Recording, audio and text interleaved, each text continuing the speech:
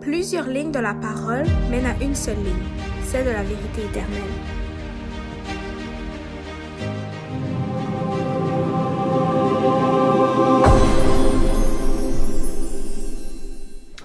Bonjour à tous et bienvenue dans notre émission Allons à l'école du sabbat. Aujourd'hui, nous allons voir donc dans la leçon numéro 9, la petite corne et le jugement. Nous allons donc, encore une fois, ouvrir le chapitre 7 du livre de Daniel.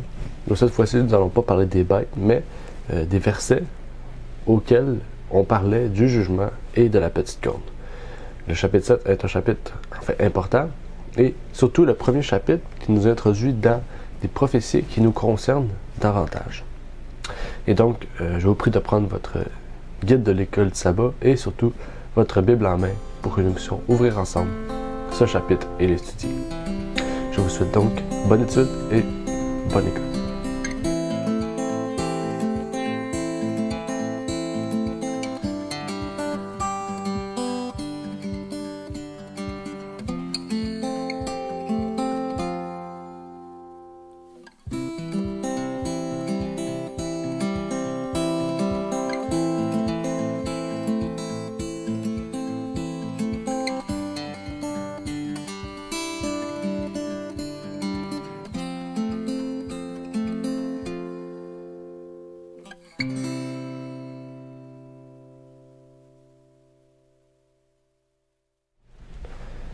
Donc aujourd'hui, nous allons ouvrir ce chapitre 7 ensemble et j'aimerais vous dire que ce chapitre-là, c'est un chapitre important et surtout qu'on doit retenir. C'est un chapitre non seulement qui est prophétique, donc qui a une importance capitale, mais qui concerne le jugement. Et le jugement nous concerne très particulièrement nous qui sommes à la dernière génération.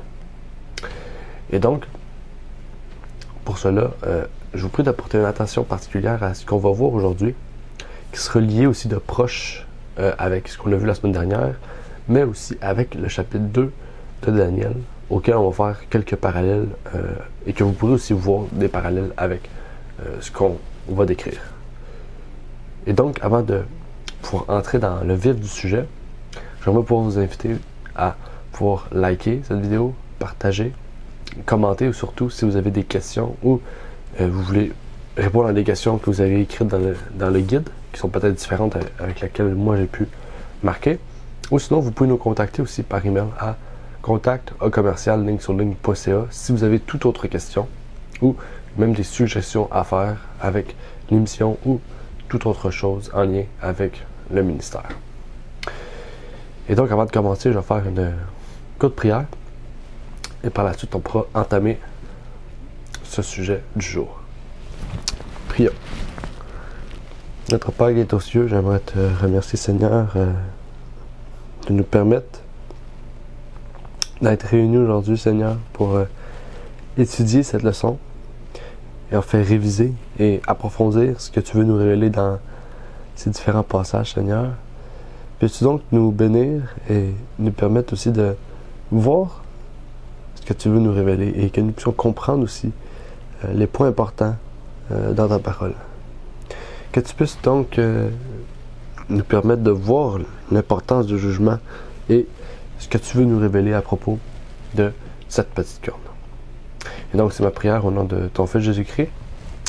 Amen. Et donc, on va pouvoir commencer maintenant. N'oubliez pas, pour ceux et celles qui n'ont pas vu le message encore, si vous voulez avoir votre copie au format papier, vous pouvez déjà faire votre commande. Pour cela, je vous prie de ne pas écrire un commentaire dans la vidéo, mais de nous contacter à support@lignedeverité.com si vous voulez passer votre commande pour le prochain trimestre de l'EDS, qui sera sur le livre de Jacques. Okay, donc, on va lire et on va étudier les 5 chapitres de Jacques. Et donc, vous pouvez passer votre commande. La semaine prochaine, Dieu voulant, la commande sera exécutée. Donc, on va pour commencer cette leçon. Et qu'est-ce qu'on voit aujourd'hui, c'est que on va parler de cette petite corne, donc j'ai dit à quelques reprises auparavant.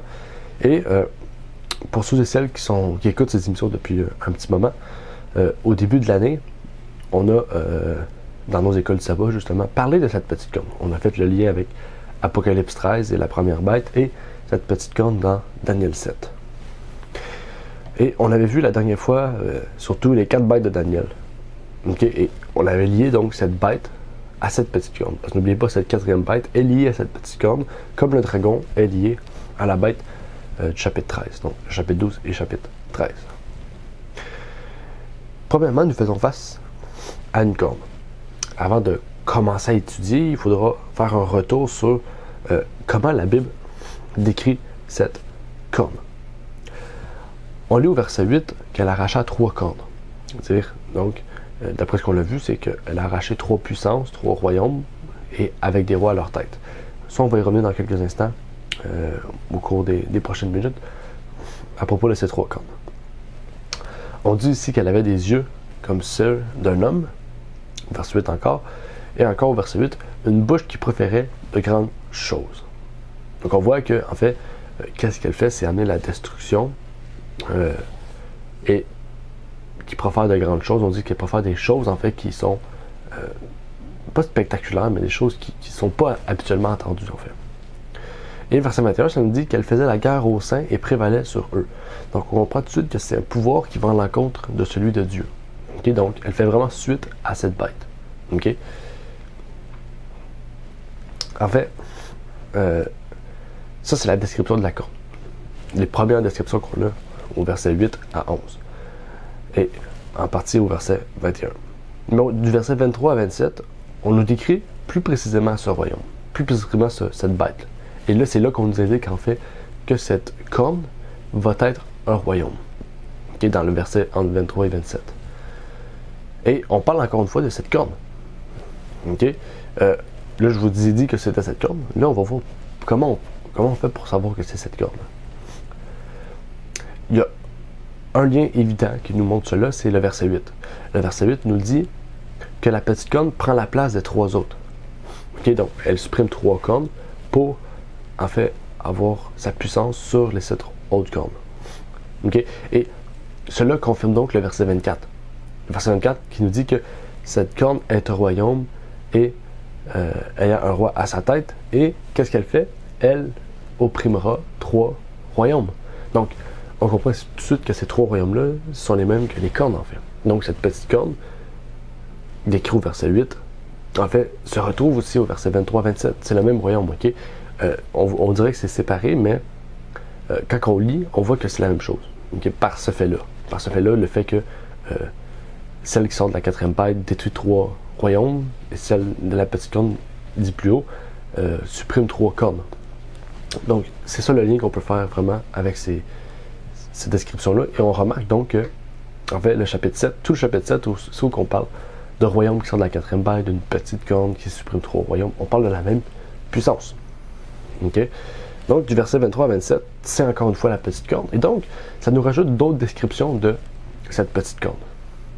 On nous dit qu'elle opprimera des paroles contre le souverain, au verset 25. Au verset 25, encore une fois, elle opprimera les saints. Elle pensera changer les temps et la loi. Et aussi, les saints seront livrés en sa main pendant 3 temps et demi. Donc là, on est rendu avec 8 descriptions, si je me trompe pas. Oui, 8 descriptions. Donc, on a 8 descriptions de cette corne. Rappelez-vous, la dernière fois, je ne vais pas les refaire, on avait mis, je pense, 5 ou 6 descriptions, 6 si je ne me trompe pas, descriptions en lien avec le chapitre 13, pour nous montrer que Daniel 7 nous décrit la petite corne, et cette petite corne est la même puissance décrite dans Apocalypse 13. Et c'est là, en fait, que la plupart des églises protestantes font défaut.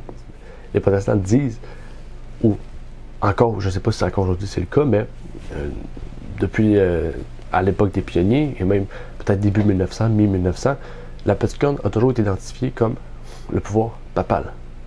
Okay? Aujourd'hui, on sait que c'est d'autres puissances, mais la plupart des protestants reconnaissaient la petite corne comme étant la papauté, mais ne faisaient pas le lien avec Apocalypse 13 et donc la papauté. Et donc, c'est là que les adventistes ont entré en jeu, qu'ils ont lié cette petite corne à la puissance du chapitre 13 de l'Apocalypse, et qui ont donc lié et pu comprendre donc ce chapitre 12 à 14 parfaitement. Et donc, c'est ça en fait qu'on a mis en lien il y a quelques semaines, mais on n'a pas étudié profondément le chapitre 7 de Daniel parce que c'était pas le sujet du trimestre, c'était l'Apocalypse. Donc là, on a le Daniel. Donc on aura fini les livres prophétiques. Et donc on devrait bien comprendre en fait tous ces chapitres. Okay? Donc, pour commencer sur ce sujet, parlons un peu plus des discordes. Parce qu'il faut bien sûr en parler. Et dans la leçon, on a fait une liste des royaumes. Mais si je ne me trompe pas, dans l'école de sabbat aussi, on a parlé des 10 royaumes il y a quelques semaines. Et on avait décrit quels étaient ces 10 royaumes-là. Là, on ne va pas juste seulement décrire, on va approfondir en fait. C'est quoi le but de ces royaumes-là? Pourquoi ces royaumes se sont fondés? À quel moment? Etc. Donc on va entrer l'avantage, parce que là on parle de la petite corne, et je vous avais dit l'autre fois que les cornes, on allait en reparler quand on introduirait la petite corne. Donc c'est aujourd'hui le jour. Et on va répondre aussi à la question, parce que je n'ai pas encore répondu. Pourquoi la petite corne voulait détruire 3 royaumes? Pourquoi? Parce qu'il aurait pu les laisser là, mais pourquoi en fait? Et pourquoi ces 3 cornes-là en particulier? Parce que ces 3 cornes-là représentent des royaumes, donc on va identifier ces royaumes-là. Et donc voir pourquoi en fait ces royaumes-là voulaient être détruits donc par la papauté. Et donc le premier point à savoir, c'est qu'entre 351 et 476, l'Empire romain s'est séparé. Rappelez-vous, avant cela, l'Empire romain était déjà séparé en l'Empire d'Orient et l'Empire d'Occident. Il faut comprendre que l'Empire d'Orient a toujours demeuré ferme. Okay? Quand je dis demeuré ferme, c'est qu'elle a toujours demeuré pareil jusqu'à son extinction par les musulmans et donc par un des rois donc musulmans par la prise de Constantinople en 1451 ou 1448, j'ai pas la date exacte. Mais l'Empire d'Occident a eu un changement. Au début, l'Empire d'Occident et d'Orient, c'était 2 royaumes, et par la suite, l'Empire d'Occident s'est divisé en 10 royaumes. Et donc, entre 351 et 476, en fait, l'Empire de l'Ouest, ou l'Empire d'Occident, okay, donc, s'est divisé de plus en plus, jusqu'à sa complète séparation en 10 royaumes, en 476. Et donc, des royaumes qu'on connaît comme aujourd'hui, les Hérules, les Vandales, les Ostrogoths, les Anglo-Saxons, les Francs, etc. Mais, pourquoi la petite corne devait détruire alors 3 cornes ou 3 royaumes? En fait, si vous ne le saviez pas, à cette époque-là, okay, il y avait 2 grandes religions, on pourrait dire 2 grandes branches du christianisme. Oui, on pourrait dire que l'orthodoxe n'était pas encore apparu à ce moment-là, mais les orthodoxes, qui sont des catholiques, se disent être donc rejeter tous les conciles sauf celui de Nicée. Donc on pourrait dire les catholiques, c'est un peu, c'est comme on pourrait dire la religion moderne des orthodoxes. Okay? C'est comme si les orthodoxes sont très fermes. Okay? Les orthodoxes, beaucoup d'orthodoxes ne reconnaissent même pas l'autorité du pape en fait. Ici, ben, c'est même la plupart en fait. Ils le regardent comme un hérétique. Et donc, les orthodoxes sont très conservateurs et les catholiques sont assez conservateurs, mais de plus en plus libéraux. Mais le fait n'est pas cela. Le fait, c'est que l'Empire d'Orient, on les appelait le christianisme nicéen. Pourquoi le christianisme nicéen? Parce que le christianisme nicéen, c'était le christianisme qui avait accepté, on peut dire les chrétiens qui avaient accepté le concile de Nicée et qu'est-ce qui avait été mis en place à ce concile. À ce concile, souvent on dit le dimanche a été placé comme jour du Seigneur, mais il y a beaucoup plus que ça. À ce concile-là, la Trinité a fait son introduction, par la suite l'immortalité de l'âme et d'autres doctrines ont fait place au fur et à mesure des autres conciles, bien sûr. Et aussi, c'est à ce concile-là aussi que les viandes impures ont été tolérées. Donc, c'est-à-dire que les gens pouvaient le manger. Et donc, en fait, les christianistes nicéens avaient pour but de se dire que tout ce que les Juifs faisaient, il ne faut plus le faire. Les Juifs ne croient pas à l'immortalité de l'âme, il faut croire à l'immortalité de l'âme. Les Juifs ne croient pas à la Trinité, il faut croire à la Trinité. Il faut croire à un autre Dieu que les Juifs. Okay? Et les Juifs ne mangent pas de viande impure, nous, on va manger des viandes impures. Okay? C'est des exemples que je vous donne. Mais en fait, tout ce que les Juifs faisaient et qui a été préservé donc par les chrétiens qui sont devenus, donc les Juifs qui sont devenus chrétiens, par exemple, les Juifs devenus chrétiens ont conservé le sabbat, ont conservé le vrai Dieu, parce que le vrai Dieu, c'est seulement Dieu le Père, il y a un Fils Jésus-Christ, et les Juifs qui sont devenus chrétiens on conservait aussi la croyance à la non-immortalité de l'âme. Okay? Mais pour les chrétiens, ils voulaient totalement se séparer de l'idéologie juive, qui n'était pas en fait une idéologie juive, qui était une idéologie biblique. La seule chose auquel les chrétiens devaient se séparer des juifs, c'était par leur loi cérémonielle en fait. La loi cérémonielle était caduque, et c'était la seule chose qui devait différencier les chrétiens des juifs. Okay? Quand je dis la seule chose, c'est que les juifs demeuraient dans la loi cérémonielle et les chrétiens demeuraient en Jésus-Christ, donc plus dans la loi cérémonielle. Donc oui, c'est une grosse distinction parce que ne pas reconnaître Jésus, c'est ne pas reconnaître Dieu. Mais quand le concile de Nicée a fait place, ça a séparé le christianisme déjà en deux branches. Le christianisme nicéen, qui était en fait gardé, fondé par l'Empire d'Orient, donc qui reconnaissait déjà l'autorité de pouvoir suprême, donc ça commençait déjà avec la papauté, etc.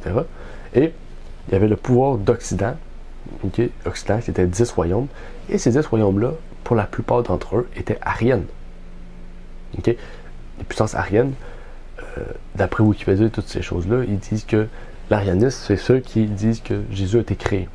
Tandis que quand vous lisez les écrits Arius, ou peu importe, en fait, ces gens-là reconnaissaient le vrai Dieu. Ils reconnaissaient un seul Dieu, et Jésus-Christ étant engendré de Dieu.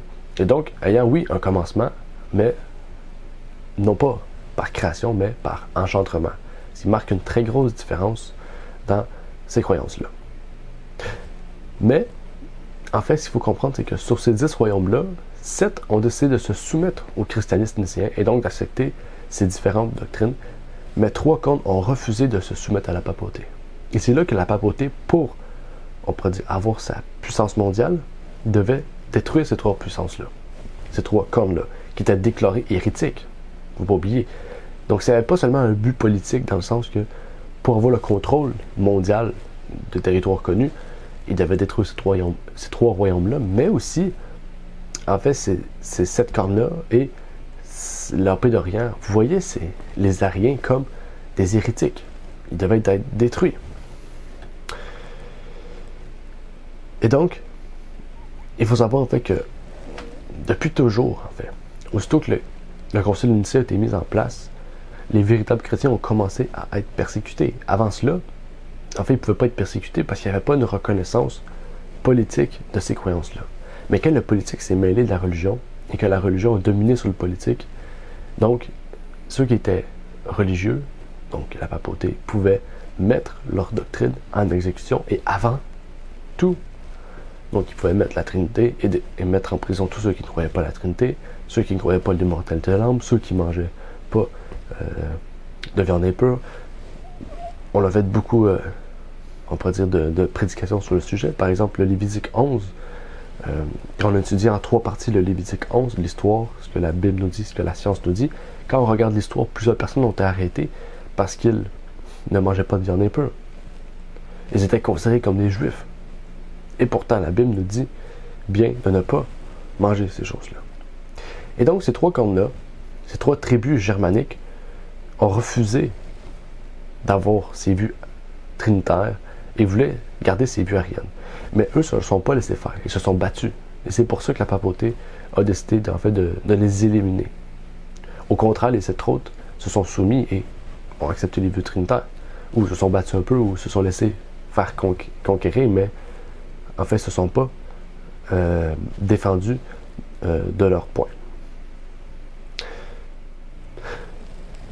Et aussi, une série de sermons sera donc faite sur ce sujet. Donc, je prépare une série de sermons sur le concile de Nicée.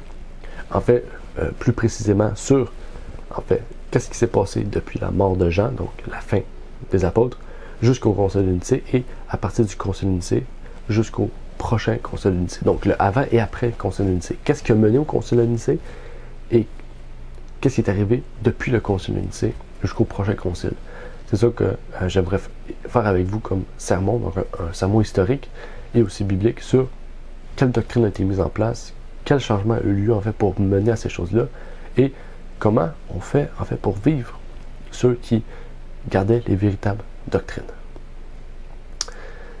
Mais il faut savoir que le concile de Nicée a donc mené à cette puissance mondiale, la papauté, à cette petite corne qui n'est pas né en 538 seulement, mais qui a pris naissance depuis, en fait, le temps de Paul, pour vraiment, on va dire, prendre totalement force et puissance, et donc vaincre les saints pendant 3 ans et demi, donc 1260 années. Et donc, à partir de 538 jusqu'à 1798, on a vu ces 1260 années s'accomplir, et donc, on a vu la papauté faire tout ce qui est marqué dans le chapitre 7. Que ce soit blasphémer contre Dieu, que ce soit dire des choses blasphématoires contre la Bible, attaquer les saints, etc., etc. Même qu'on nous dit qu'elle pensera changer les temps et la loi. Et rappelez-vous, Jésus a dit, si vous retranchez un seul iota, vous serez aussi retranché des cieux. En fait, la papauté a voulu changer les 10 commandements. Elle n'a pas pu. Dans ces Bibles, en fait, on voit que les 10 commandements sont placés correctement. Et j'en ai la preuve. Je me suis procuré récemment une version de Bible catholique. Et dans cette Bible-là, vous allez retrouver les 10 commandements placés tels quels, comme les Bibles protestantes. Mais par exemple, quand vous allez fouiller les annexes à la fin, vous allez voir les 10 commandements changer. Donc, elle a voulu changer ces choses-là, mais elle n'a pas pu. Elle n'a pas pu. Même encore aujourd'hui, la papauté n'a pas touché aux 10 commandements directement dans la Bible. Elle a donc passé par le catéchisme, elle a donc passé par d'autres moyens pour essayer de supprimer ces 10 commandements-là. Et c'est pour ça que la papauté a fait toujours laisser la Bible en latin. En fait, n'oubliez pas, la Bible part de l'hébreu et du grec. Certaines versions comme la Septante a l'Ancien Testament en grec et le Nouveau Testament en grec, mais les catholiques ont traduit toutes ces Bibles-là en latin. OK? Et même des fois en grec, pour garder des versions en eux. Mais ils n'ont jamais traduit ces langues-là en langue germanique. Donc les langues germaniques, c'est français, anglais, espagnol, portugais. En fait, les catholiques n'ont jamais traduit aucune Bible en langue germanique jusqu'au moment où est-ce que les protestants ont décidé de traduire la Bible King James en anglais et de la rendre officielle. À ce moment-là, qu'est-ce qui est arrivé? Les catholiques ont sorti leur première Bible en anglais et aussi en langue germanique, donc européenne, du nom de la Douay-Rheims. Peut-être vous connaissez la Douay-Rheims, qui est apparue, en fait, qui a débuté quelque temps avant la King James, mais qui a été publiée quelque temps après la King James. Et on l'appelle la Douay-Rheims parce que l'Ancien Testament a été fait à Douay et le Nouveau Testament a été fait à Rheims, qui sont 2 villes. Et donc, on l'appelle la version Douay-Rheims, par laquelle des érudits catholiques ont écrit ces versions-là, anglais et Ancien et Nouveau Testament, à Douay et à Rheims. Mais même dans cette version-là, cette première version jésuite, en fait, de la Bible catholique, donc en anglais, vous ne trouverez pas les 10 commandements changés. Mais par exemple, vous trouverez des notes qui vous amènent à l'annexe, et dans l'annexe, vous trouverez les 10 commandements changés. Mais elle n'a pas pu le changer directement, parce que, en fait, tous les catholiques auraient su, en fait, que la Bible aurait été changée. Mais c'est vraiment à partir de 1530-1560 que les premières Bibles catholiques, en fait, que les premiers chrétiens catholiques ont pu commencer, pour certaines personnes, à pouvoir regarder la Bible. Mais en fait, ça nous amène au prochain point. Comment elle peut prononcer des paroles contre le souverain? Parce que Dieu n'est pas sur terre, donc. Même si, en fait, la bête ou la petite corne dit des choses contre Dieu, Dieu n'est pas là. En fait, apprenant les attributs de Dieu, quand on voit le pape s'appeler Saint-Père, le pape s'appeler l'envoyé de Dieu, on voit en fait qu'il s'attribue des titres exagérés, mais aussi blasphématoires, et en fait qui doivent même pas s'attribuer à un homme, en fait. C'est des thèmes qui appartiennent seulement à Dieu. On ne peut pas l'appeler le pape le Saint-Père. Le Saint-Père, c'est Dieu, le Dieu unique. En fait, la papauté s'est appropriée les termes de Dieu sur terre. Elle a tout fait, en fait, pour être elle-même un Dieu à la place du Dieu vivant. Et c'est pour ça que plusieurs personnes, en fait, ne reconnaissent même pas l'Église catholique comme une religion chrétienne, mais plutôt comme une secte. Parce qu'en fait, celui qui dirige cette Église-là a un pouvoir monarchique, mais, en plus de cela, il se dit lui-même être Dieu.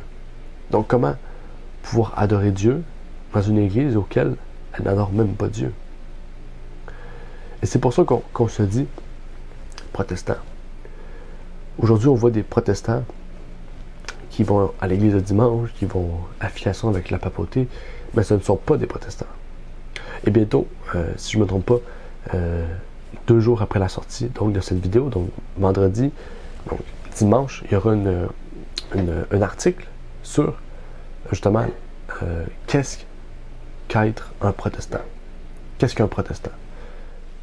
Dans cet article, qu'est-ce qu'un protestant? Nous allons voir c'est quoi être un protestant. Et je peux vous donner un indice. Être un protestant, c'est refuser l'autorité de l'Église et accepter l'autorité de Dieu seul.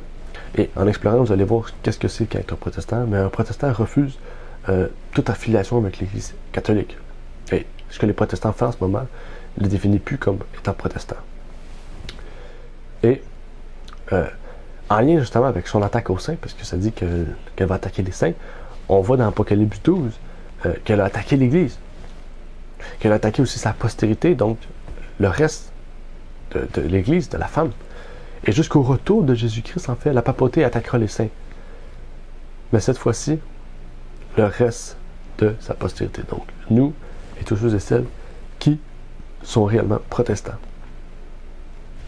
Qu'est-ce qu'il faut comprendre là-dedans, c'est que oui, la papauté a perdu sa puissance, a même perdu son siège géographique, mais elle va tout retrouver cela pendant un court moment, avant que Jésus revienne. Et par la suite, les saints auront la victoire sur elle. Et elle sera brûlée vif dans le feu éternel, dans la colère de Dieu. Mais Daniel aussi voit quelque chose. J'aimerais pas passer à côté sans rien dire, parce que le titre de la leçon, c'est la petite corne, mais aussi le jugement. Donc, j'aimerais pouvoir passer un petit moment avec vous dans le jugement et voir ce que ce chapitre nous dit à ce propos. La Bible nous dit, dans Daniel 7, au verset 22, « Les saints entrent en possession du royaume. » Les saints vont entrer en possession du royaume, ce sera sur la nouvelle terre, qui sera le royaume éternel. Donc, c'est ce que le verset 22 nous décrit à ce propos. Et on nous parle par la suite de l'ancien des jours. L'ancien des jours, bien sûr, c'est Dieu. Et donc, quand on voit la venue de l'ancien des jours, c'est-à-dire la position que Dieu occupe lors de l'ouverture de la scène de jugement écrite, en fait, elle est directement liée au verset 9 et 10 du même chapitre. Donc, quand on voit le verset 22, c'est l'introduction du verset 9 et 10, en fait. Donc, vous remarquez un peu, Daniel 7 recule et avance un peu. Okay? Donc, par exemple, le verset 23 à 27 nous introduit le changement de la 4e bête avec la petite corne, mais quelques versets plus haut, on nous dit déjà sa description, mais on n'a pas comment elle est apparue. Le verset 23 à 27 nous indique comment elle est apparue, comme le verset 22 nous indique comment le jugement commence, et en haut, on a sa description. En fait, par la suite, au verset 22, on a le jugement qui a été donné aux saints. Rappelez-vous, dans Apocalypse 21 à 4, on fait allusion à la même chose. Il y aura un siège pour les saints et les livres seront ouverts, donc le jugement sera fait. Et le jugement qui est donné aux saints, c'est donc le moment où est-ce que les saints vont siéger avec Christ pendant 1000 ans. Où est-ce qu'en fait il y aura un jugement, la deuxième phase du jugement, en fait, avant la phase finale du jugement exécutif. Donc après la première résurrection. Mais par la suite, on a le Fils de l'homme qui alla jusqu'à l'ancien des jours. Versets 13 et 14. C'est quoi juste ça? Ça, c'est une des choses qui m'a vraiment pas choqué, mais qui m'a spécialement touché parce que j'ai pas beaucoup compris cette chose-là. Et en étudiant, j'ai pu comprendre, et donc j'aimerais vous partager avec vous ce que j'ai pu comprendre. En fait, ici, on nous décrit la scène qui n'est pas la seconde venue de Christ sur cette terre, puisque, en fait, l'ancien des jours n'est pas sur terre, mais au ciel. Donc Jésus va vers l'ancien des jours, va vers son Père, vers le Dieu unique. Mais faire quoi? En fait, en présence du Père ici, le Fils de l'homme reçoit la domination, la gloire et le royaume. Et donc Christ reçoit le royaume, la gloire, la puissance avant de venir sur terre. Donc ça, en fait, c'est quand Christ délaisse son manteau de son travail dans le fond sacerdotaux, il va vers son Père, et son Père le revêt donc du vêtement glorieux, du vêtement de la domination du royaume, et par la suite, il vient chercher ses enfants. Comme décrit dans Luc 19, versets 10 à 12. Donc, en fait, ce chapitre-là nous décrit beaucoup de choses intéressantes. Que ce soit la seconde venue de Jésus, que ce soit le jugement, la petite corne. Et Daniel, en fait, ne pouvait pas comprendre. Et c'est pour ça qu'à la fin du chapitre, il change de couleur. Il est un peu choqué, il comprend pas, il comprend rien, en fait. Et même si l'ange lui expliquerait, il ne pourrait pas comprendre totalement ce qui serait dit, en fait. Et c'est pour ça qu'à partir du chapitre 7, on voit un changement. De chapitre 7 à 12, en fait, Daniel va voir des choses qu'il ne pourra pas comprendre, ni même expliquer. Ici, il décrit seulement ce qu'il voit. Mais j'aimerais pouvoir terminer sur quelque chose de précis. J'aimerais pouvoir terminer sur le désir de Satan, dans tout ce qu'il veut faire contre Dieu. Satan veut à tout prix s'attaquer à la loi de Dieu. Le chapitre 7 nous révèle ces choses, en fait.